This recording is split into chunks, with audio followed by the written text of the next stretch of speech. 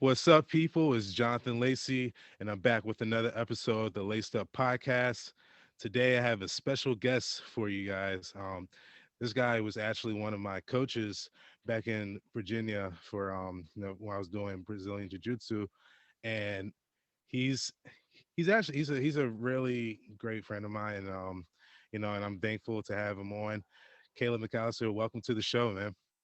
Dude, thank you so much for having me. It's great to see your face again. Yeah, absolutely, absolutely, man. So for the people that may not know you, hmm tell them a little bit about yourself. Well, my name is Caleb McAllister. Like you said, I am a professional mixed martial artist and submission grappler, both as a coach and as a competitor myself. I train out of the Renaissance Academy of Martial Arts in Virginia. I've been doing this for more than a decade now, probably like 12, 13 years, something along those lines, that I've been serious about wanting to be a professional in this line of work. It was always something that I loved, as a kid, but about that long that I've been doing it seriously. I said, awesome. So like, you guys here, but so what really made you want to embark on this career though? So like, where did that interest come from? Well, that's a good question. It's probably a combination of things. Part of it just being, I'd say, the kind of the personality that God created me with. I'm kind of obsessively competitive.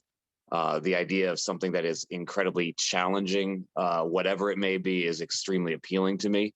Um, so, of course, I always loved, martial arts. Bruce Lee was, obviously a role model, just like he was for a lot of fighters for me as a kid. So it was a combination of things like that, just finding the martial arts fascinating from my childhood, combined with the idea that being a professional martial artist, competing for a living was one of the hardest things that I could think of to do. And that was innately appealing to me.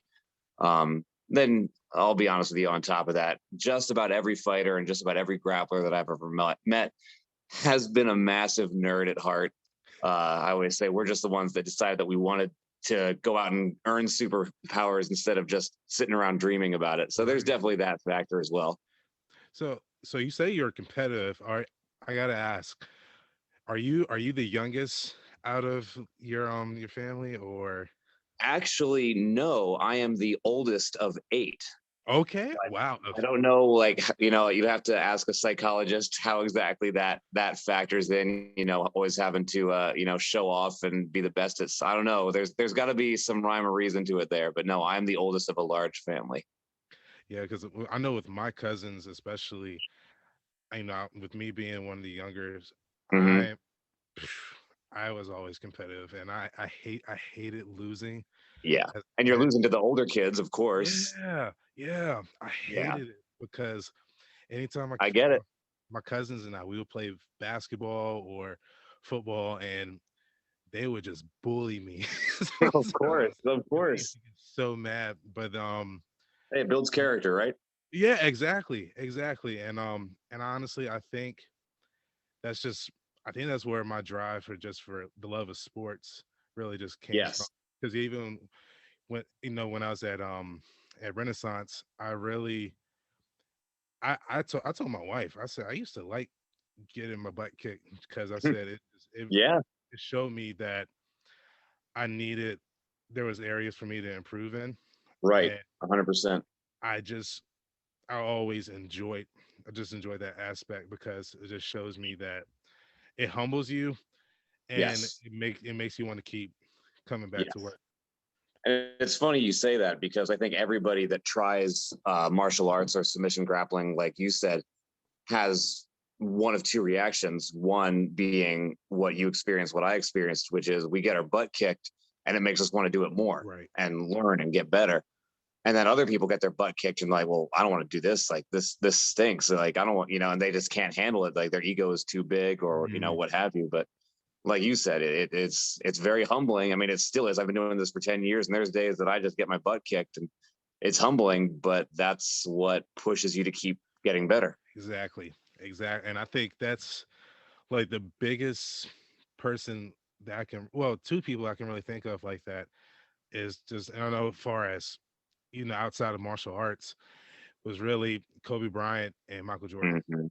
Those were the main two that I can think of Man, the because mom mentality has been a huge influence on me in terms of like days that I don't feel like pushing myself or, phoning it in practice, man. Like even before he passed away, like it was why it was as surreal as it was. And to be honest with you, I'm more of an NFL fan than an NBA fan, but Mhm. Kobe Bryant was always just such an incredible example to me. Him and Jordan both of that level of obsession to be the best, to keep pushing yourself.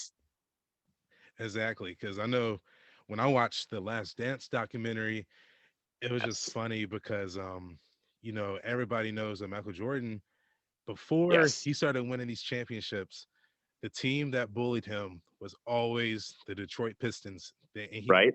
tired of it. And he could have, held And he back. didn't fold because of it. Yes. Exactly, exactly.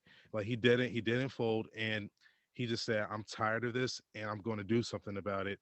And he Mhm. came back, stronger, a little bit Yes. bigger, and they didn't have an answer for him. Use it for motivation. Yeah, exactly, Yes. exactly. And Kobe, same exact way. He wasn't the greatest when he first came into the league, No. It was and interesting seeing Kobe in that documentary, young Kobe before he was, oh, I Kobe know, Bryant. yeah, because he was just saying like, dude, like I wasn't who I am today No. at all. And No. But nobody starts that way. None of the no, greats do. no, exactly. And I think that's a big thing of really just like the humble factor. I think that's a Mhm. big thing because I know, especially, for us as men, we have men have the biggest ego, and It's true. we hate to be wrong, and It's we true. hate to lose. You're right. So You're right.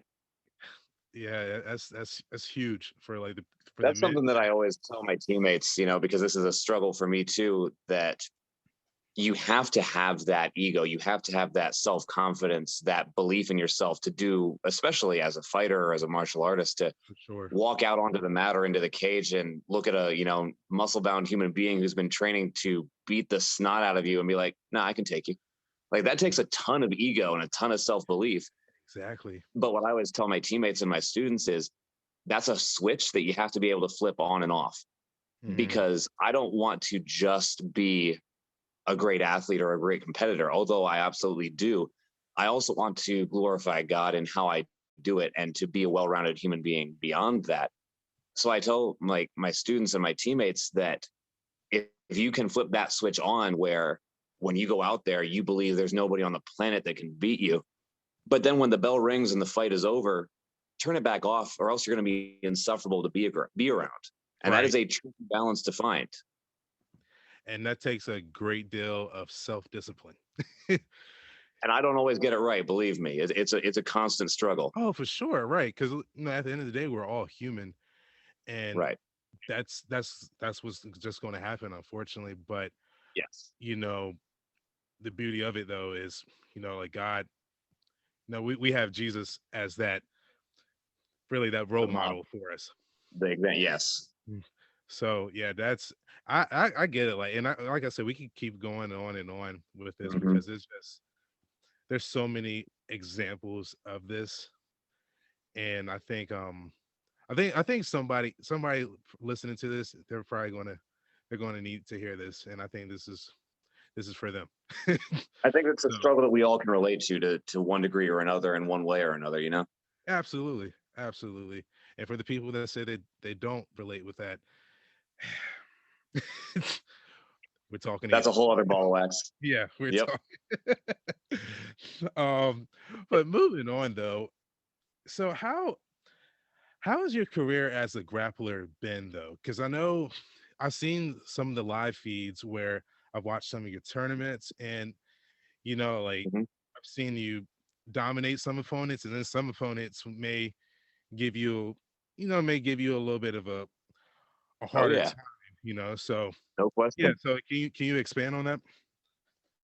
Well, it's been interesting as a transition because I started as an MMA fighter for so long, and that was always my first love. Like, don't get me wrong, I have some fantastic memories of my years fighting MMA. I think I did it probably, I don't remember, 20, 25 times, something like that altogether. Mm, Um, and then there became, a certain point where A, the injuries started to pile up, and B, my wife and I were starting to think about having kids. right. And the finances obviously was more and more of a priority in that type of a situation. Whereas I was looking around, I was starting to realize that there was some good, legit money to be made in the pro grappling scene. Mm, Not, that it's an easy way to get rich by any means, but there was some opportunities there. right. Um, so it was an interesting kind of decision to make as far as whether I wanted to continue to compete in the MMA realm or if I wanted to start to transition to the submission grappling scene. And long story short, I decided to start focusing on submission grappling because I felt that financially it made more sense. And the longevity of being able to continue to compete, for many, many, many years beyond when athletic commissions would allow you to compete in MMA was also appealing to me.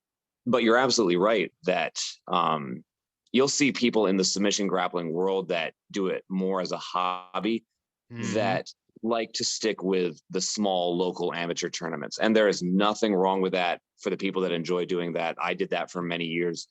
It is a fantastic way to get your feet wet and just kind of start to cut your teeth. But there comes a point where if you're serious, you need to graduate beyond the little local IBJJF or Naga type shows and start to really test yourself.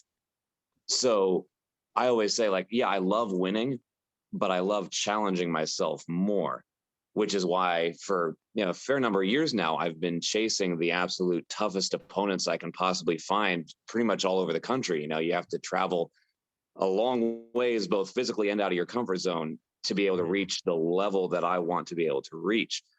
So, like to what you said a few minutes ago, sure, I love, getting to get a quick dominant win. That's always fun. Don't get me wrong. But that doesn't push me to get better to the same degree as chasing down a guy who has a way more established pedigree than I do, who has way more experience than I do. Hmm. Even if it's a really tough match, or maybe, a guy that can beat me, that's what pushes me to get better. And that's what I want. Like I said, winning is fun, but challenging myself matters more.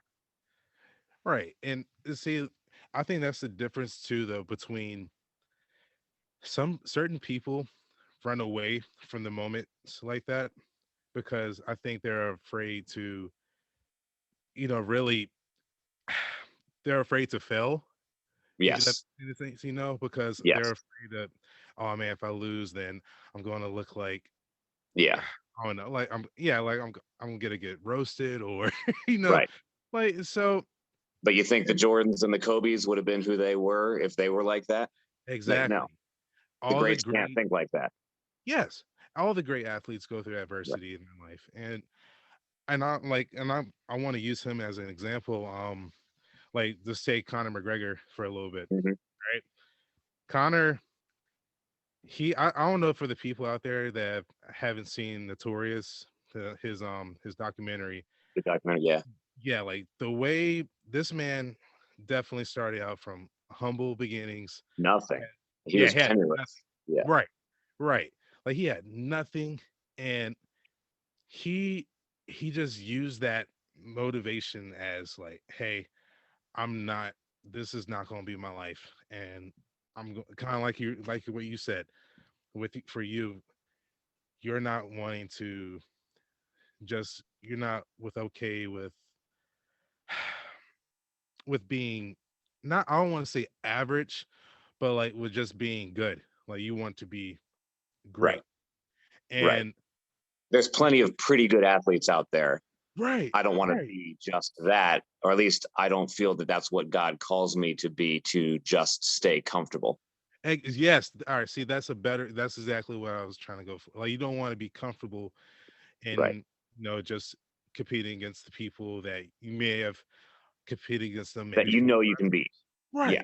Right. Right. Right. So going out of your comfort zone and going against, like Joe from California that's ranked in the top 10 in the world. Right. He that now that's a huge step. And I'm sure, Yep. of course, you got the anxiety that comes with it, but Sure.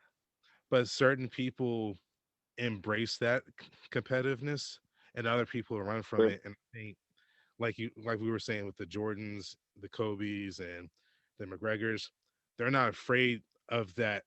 They're not going to run from it, even if they lose. They're Exactly. not going to run from it. And they're going to use that for motivation to push even harder and to come back even stronger. Right, and that's what I'm saying. Like Yep. when Connor lost to Dustin Poirier, Hmm. I a lot of people were trash talking him, saying, "Oh, Connor, I could the way Connor's fighting, I can go out there and beat him." And I was like, "No, you can't, dude." Everybody's an expert in the chat in the comments section. Exactly. And none of these people would have the balls to say it to his face. Nope. Nobody. I don't remember who exactly I heard this from, but I love the concept behind it. It is better to be a loser than a spectator. Hey, absolutely, absolutely. There's a And lot of spectators out there that think they have a right to talk. They don't even have a clue. exactly. And no one. I think that's the big problem now in today's society. We have lost Yep. respect for the people that have paved the way and that have that have. 'Cause I think Connor is what 22-5 now in his MMA career. Something like that. So Yeah. yeah, like he's out of 27 fights, this man's only lost 5 times, and that's And incredible. he's taken on, like we were saying earlier, the absolute toughest challenges that he possibly can. He's never asked for a Absolutely, safe fight, or people like give him a hard time, like, oh, he didn't defend the belt. It's like, yeah, because he went up to a heavier weight class with a tougher opponent. Like, he wasn't exactly, looking for an easy way out. Like, come on. exactly. And like with the whole thing with him and Nate Diaz, I remember the first fight, Nate Diaz just annihilated him, Hmm. and then second fight comes around, and those two just slaughtered. Like I've never seen such a bloody fight It's in true. in my life because those two left everything out there, and Connor just happened to edge his way out. And so, It was a great fight. yeah, and I'm Connor's not the only one that's no that's in that category because like you got Yes. Israel Adesanya is And that talk about a special talent, incredible work ethic right there, man. Izzy is he's a he is the different wave of the breed. future, brother. Yeah, he is. He's a oh my gosh, man. I Him going up to 205 is going to be something to see. that yeah, I'm looking forward to it because like we were saying, he's that kind of person that does not run from competition. He No. embraces like he loves it. Those are the guys that I respect and kind of try to pattern myself after. Obviously, I am nowhere close to the stratosphere of like the Kobe's or the Connors or the Izzy's or the Jordans, but watching how they think and their mentality is an example to me. And as God has kind of blessed me, where I've had a level of success as an athlete that once I would have never dreamed of, I want to kind of remember what it was like when I was starting out and kind of be there to help the people that are following after me, the teammates and students that are pushing me every day, that I want to remember what they're going through when they're just starting to take those first few steps, as I'm kind of trying to follow in the footsteps of the level of absolute iconic greats that we're talking about. Right, absolutely. Absolutely. Um yeah, it's we like I said, we can keep going on and on just about the numerous examples Sure. of these great athletes that have just really they have separated themselves from the like the guys that are really good, and they're in a category of greatness and some Yes. even you could say legendary. A So whole different level. yeah, absolutely, Yep. absolutely.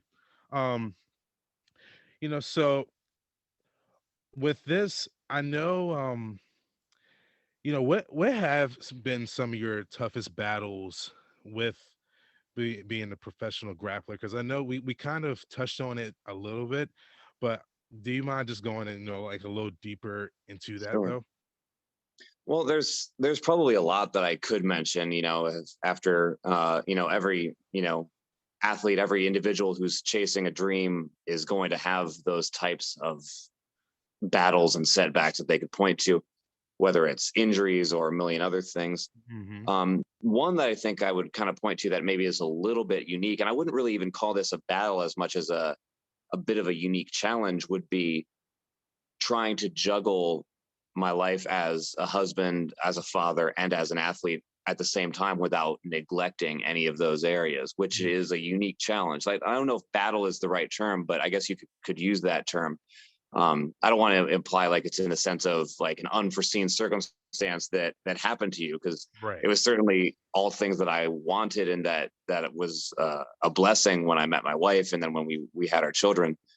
But it certainly adds some unique challenges at the same time. So one thing that is really a massive blessing in that respect is that my life as an athlete is really incorporates my family to a large extent.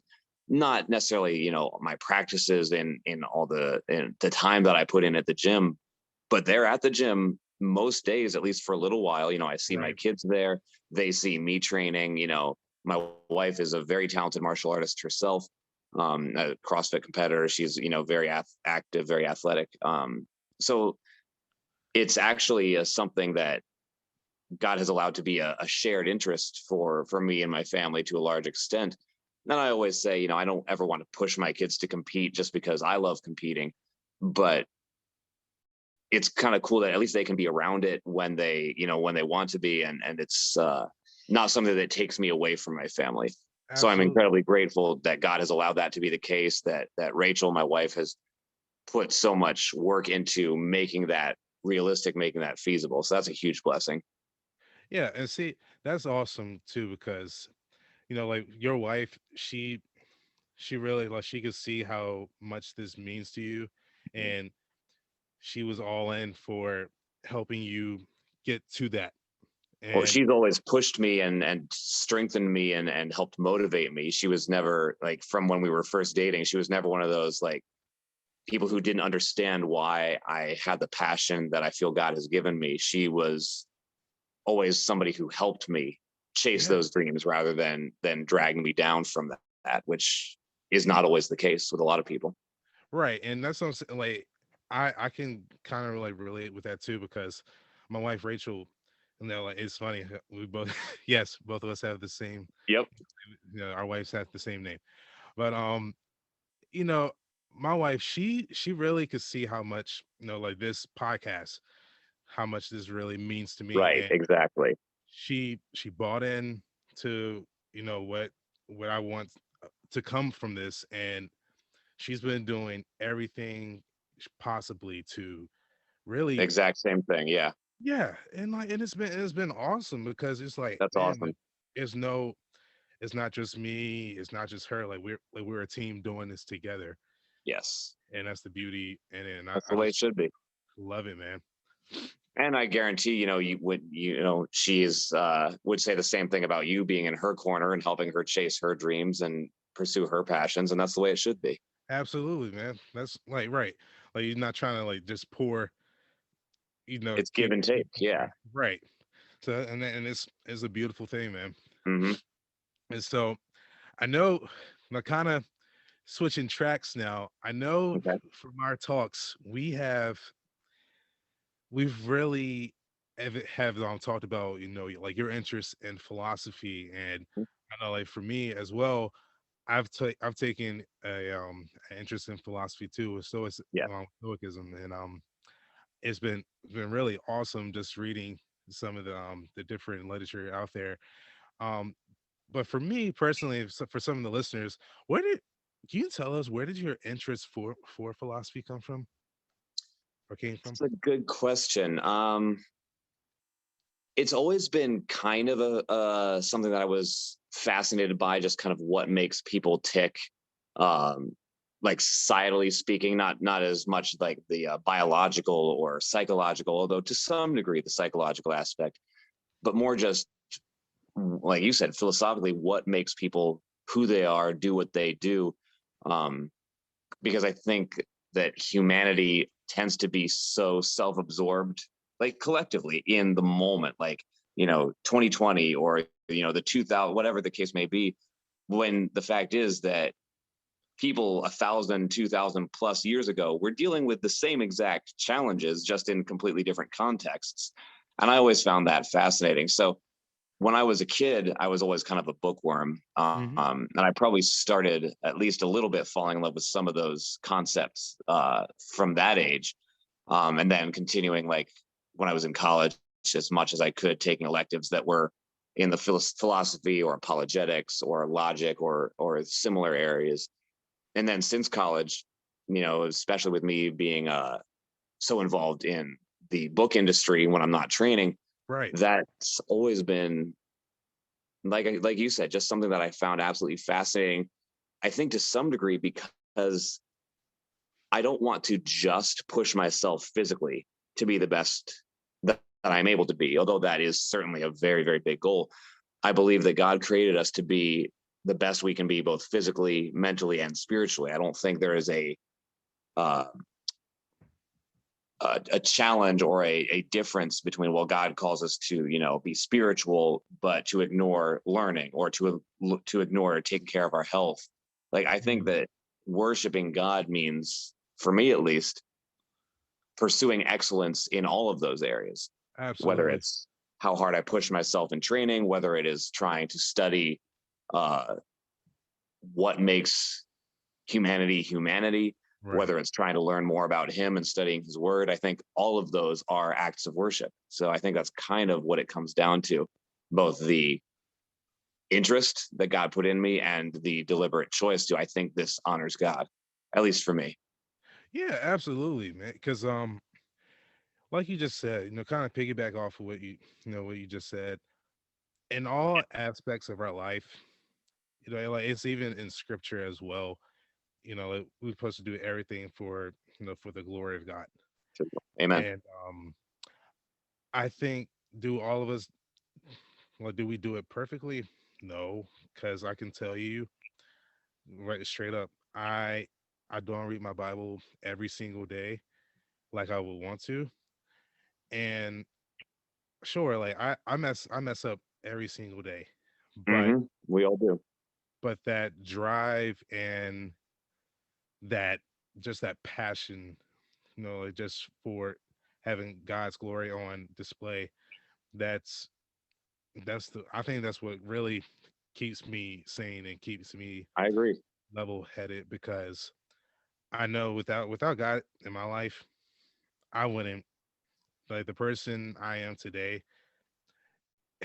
There's no way, because I don't know, like, for some of you, and I'm not sure, you may, I don't know, I may have told you, but when I was in my senior year of high school, I was, you know, I was football. I was getting recruited by a lot of big name schools like UNC, Cincinnati, Virginia Tech, and I even had Harvard actually, recruited me as well.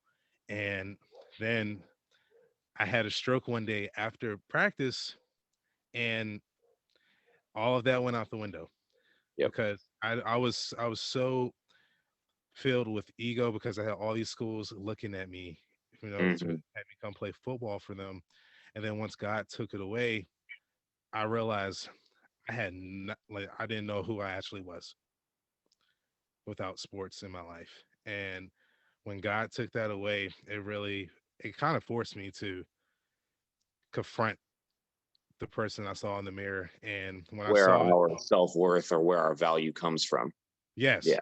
Yes. and when I saw that person in the mirror, I I didn't like it at all. Yeah.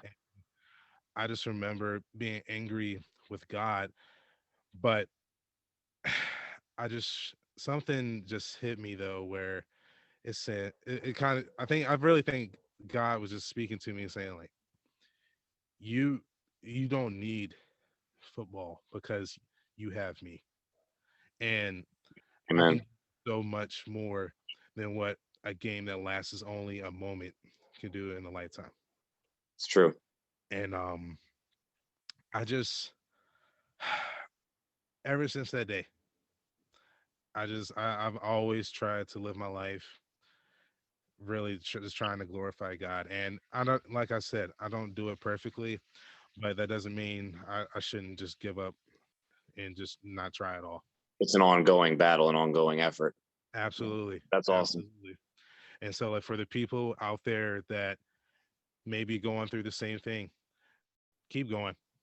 Put your head down and just keep going and give your worries or anything that may be challenging to you in your life, give it over to God. Amen.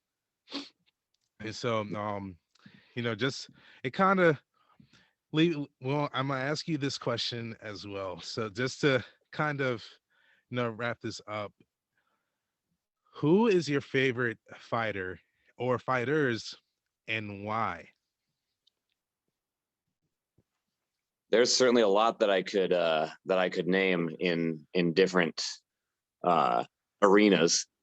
In you said fighter, so in the world of MMA, when I was first getting into the world of martial arts and starting to dream that I could maybe even fight myself, and then eventually maybe even dream of going pro, GSP was who everybody wanted to be, and he's still, all these years later, it's like the prototype that everybody is still trying to catch. It's kind of remarkable that he was so ahead of the game in his mentality and how Mhm. he trained and how he pushed himself. But he was always an example in a lot of areas to me. Things like how hard he trained, how cleanly he lived, how carefully he took care of his body, how disciplined he was in all of those areas, as well as how courteous and respectful he was, before and after each fight. Like, you Absolutely. didn't have to be like the Tito Ortiz, screaming and cursing and trash talking Right. to be Right. successful. And that was really interesting to see, and something that I always wanted to emulate to the best of my ability. Um, but honestly, it's not just fighters or just grapplers that have been examples to me. It's not necessarily even just athletes per se, but for example, Eric Little was always a huge role model of mine, who was a Mm. track star from Great Britain, uh, which most people know from the movie Chariots of Fire. Right. Um, and I obviously, there's no human being on the planet that I agree with 100% on everything, or that I would exactly make the same decisions on everything. But the level of determination and drive and absolute refusal to give up no matter what the odds, Mm. and then also off of the track, the absolute determination to do what was right, to stand up for what he believed, no matter how much pressure he was under from government authorities or sanctioning bodies or just the mob of the crowd, the spectators, like we Yep. talked about. Hmm. The determination that no matter what, he would do what he believed to be right, and the consequences were irrelevant. That was always a huge example to me, and something that I've always tried to emulate to the best of my ability as well. So that would be a couple of examples, at least right off the bat. Yeah, and absolutely. And for the people that don't know about GSP, like his background story, I'd encourage you to check that out because 100%. he just like what he went through as a Yeah. kid, Yes. he oh man, It was rough. yeah, like he goes into depth about some of the stories about some of his encounters, Yeah. and man, it's just crazy to think that the guy that you see now was once that person. Like, Yes. when oh man. It's But it's remarkable how many people that we now consider to be great came out of backgrounds like that, who experienced things like that the vast majority of us would have folded, would have absolutely used to justify quitting. Um, David Goggins is another example. Like, his background is horrific, and now he's iconic. Like, every time I feel like slacking off in a training session, I hear David Goggins' voice in the back of my head. David Like, nobody Goggins. wants to admit it. We all want to think that our excuse for quitting is a good one, is a justifiable one. The fact is, everybody, Goggins, GSP, any of these, uh, iconic greats, had the exact same excuses, often better excuses, and refused to take them. And that's what we never want to admit.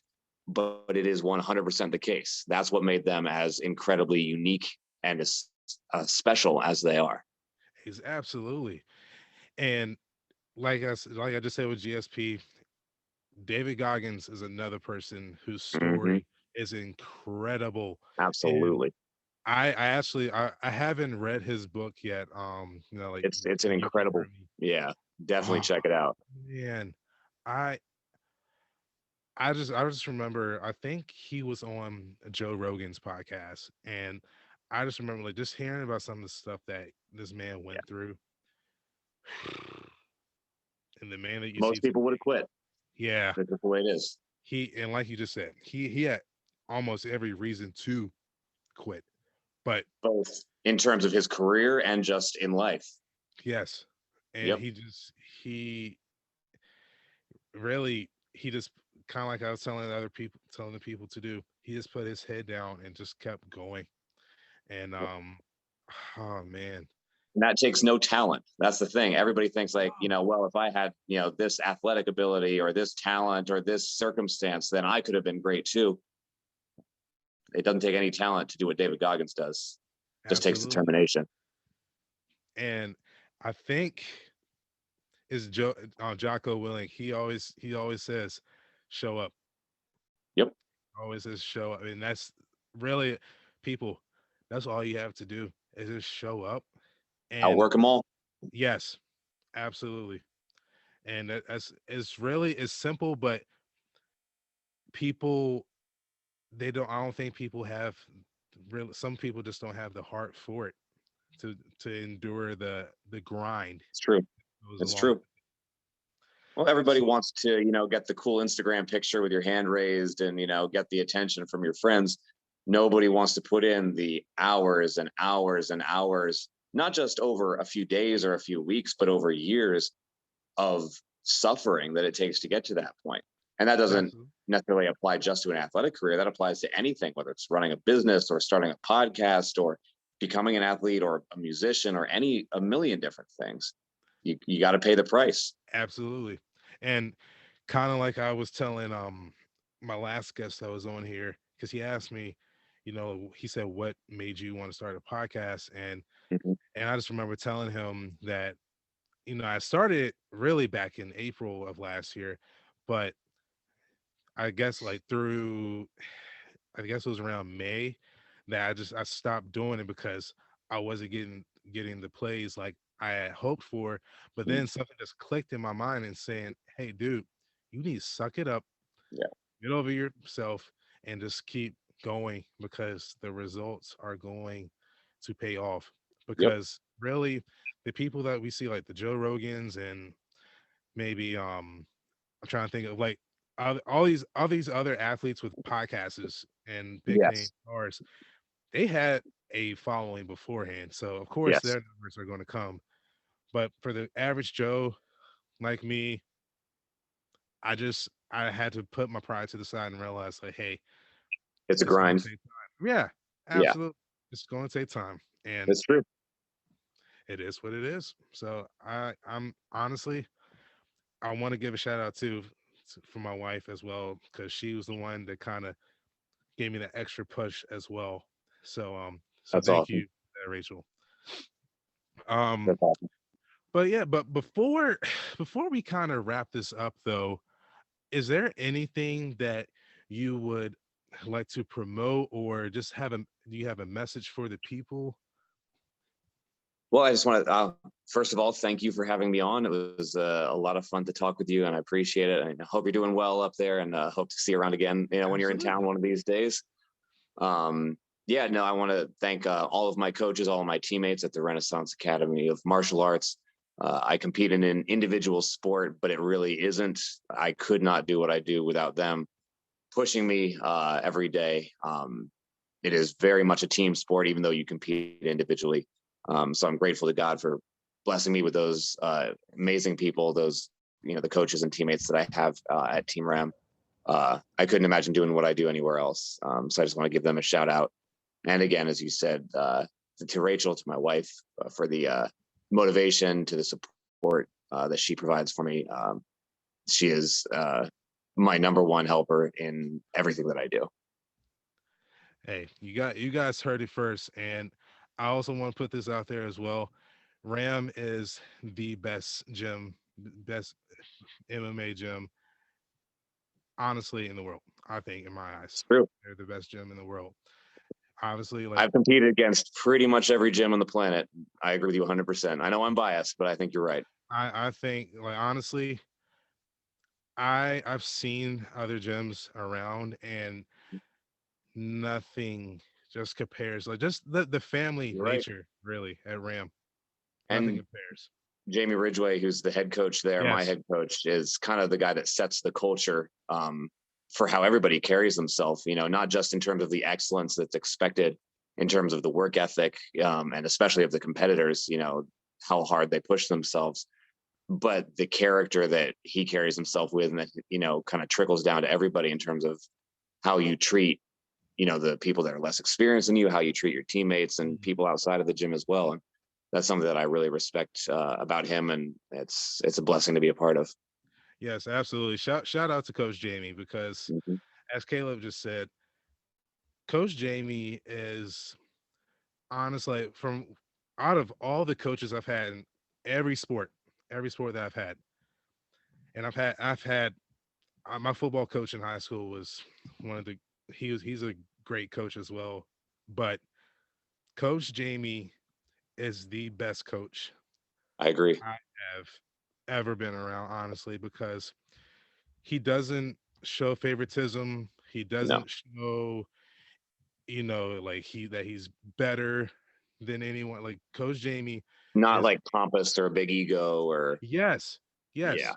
He's a well-rounded, humble guy, and I, while like during my time at Ram, I can honestly say he definitely, he encourages you to Yes. get out of that comfort zone as well.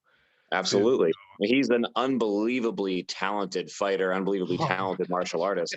Like, but you'd never know it if you don't no, see him move. Like, he's an incredibly humble guy, but yeah, he's a very, very, very gifted coach, and it's a privilege to train under him. yeah, and he's sneaky quick. Like he's No kidding. Like, I mean, if he's got to slow down one of these days, but I don't see it yet. gosh, like I have he honestly threw me when I remember my first time rolling with him. It surprised me of how quick he was, and I said, "Holy Right? crap!" I always joke every time you're talking to him before training. He's like, "Oh, just feeling old today." So it means he's gonna beat the snot out of I me. know You exactly. know it. Yeah, Like, if he's talking about feeling old, that means he's gonna put it on me today. yeah, Coach Jamie, you're not fooling anybody. Right? Exactly. Like, come on, coach. Oh man. No, but Caleb, thank you again though for coming by, and Absolutely. I Thank you for definitely having me. appreciate it. Absolutely, man. And so for the people that are listening on YouTube, make sure you leave a like and subscribe. And if you're listening on Apple, make sure you subscribe there as well. And all other platforms, just make sure that you are following or subscribed so that way you guys can be in, really in contact with everything that's going on with the Lace Up podcast. And I kind of want to leave you guys off with this as well. There is there's a good possibility that there's some merchandise on the way. All right. So Nice. yeah, be on the lookout for that, guys. Oh, But sweet. yeah, as I'm excited. But guys, I love you. Make sure you guys have a great weekend. Peace.